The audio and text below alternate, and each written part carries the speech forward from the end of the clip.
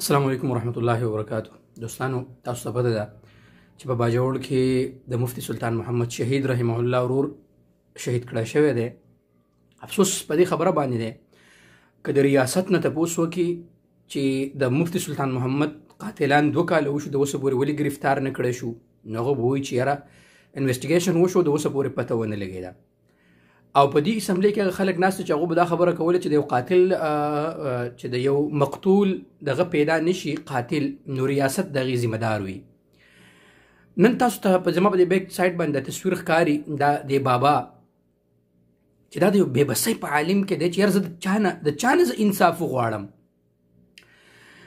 2 کاله مخکې د یو ځوان زوی جنازه او نن 2 کاله پس د بل ځوان زوی جنازه هغه د ادا کړه. دی و چې زه چا نه انصاف وغواړم یار.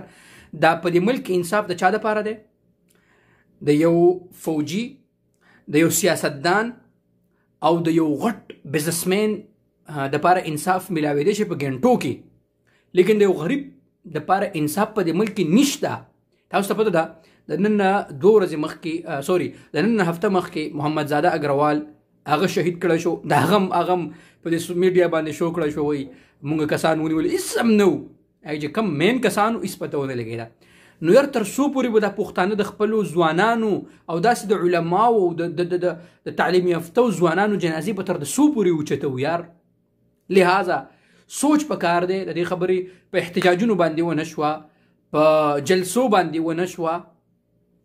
پښتون قام له او پښتنو سیاستدانانو له پښتون قوم له پکار ده چې کینی په دې باندې سوچ وکړي چې هر تر څو پورې موږ د خپلو پښتنو ځوانانو او د علماو او د تعلیم یافتو ځوانانو جنازې به موږ تر څو پورې اوچتو.